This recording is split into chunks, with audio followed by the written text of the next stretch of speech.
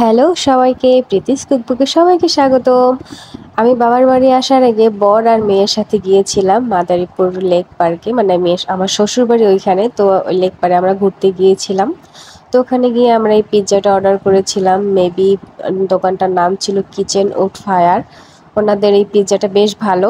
তো ওনারা রেডি করছিল আর আমি ভিডিও করছিলাম দেখে তারা আমাকে ভালোই হেল্প করতেছিল, বলতেছিল এই অ্যাঙ্গেলে নেন। মানে ব্যবহার তাদের খুবই ভালো।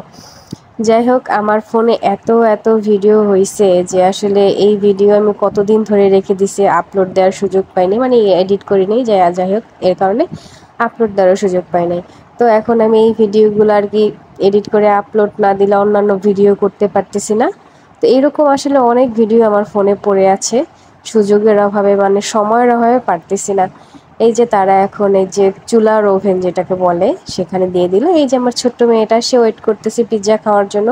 সে তো পিৎজা আসলে খেলোই না, সে জাস্ট হচ্ছে গিয়া মেয়োনিজ যেটা দিল সেটা শুধু বসে বসে খাইলো, একটুও খাইলো না। কিন্তু বাসায় বসে সে মাঝে মাঝেই বলে, মাম্মা আমাকে পিৎজা বানিয়ে দাও, আমি পিৎজা খাবো।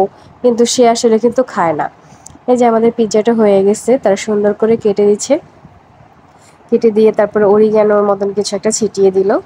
আমরা মজা করে খেয়েছি তিনজনে। আমরা একটু ছোটোটা অর্ডার করেছিলাম, ভেবেছিলাম যে খেতে পারবো না, কিন্তু খেতে গিয়ে মনে হলো যে আরেকটু বড় অর্ডার করলে আসলে বেশ ভালো হতো। টেস্ট ভালোই ছিল, বললামই তো, বানটা আর একটু মোটা হলে বেশ ভালো লাগতো। এই যে আমার মেয়ে তো দেখে খুশি, কিন্তু সে হচ্ছে গিয়ে একটু খেলো না, শুধু মেয়োনিজ খেলো। এই যে আমরা খাওয়া দাওয়া করে পরে একটু লেক পাড়ে হাঁটাহাঁটি করে বাসায় চলে এসেছিলাম। এই যে আমার এইখানটা খুব ভালো লাগে যে চিজের এই যে টেক্সচারটা আসে। এই যে এখন আমার মেয়ের সাথে একটু হাঁটাহাঁটি করছি, তারপরে বাসায় চলে যাব। আমার ভিডিওটি ভালো লাগলে অবশ্যই লাইক শেয়ার করবেন এবং অবশ্যই বেশি বেশি শেয়ার করবেন। টাটা, বাই বাই, সবাই ভালো থাকবেন।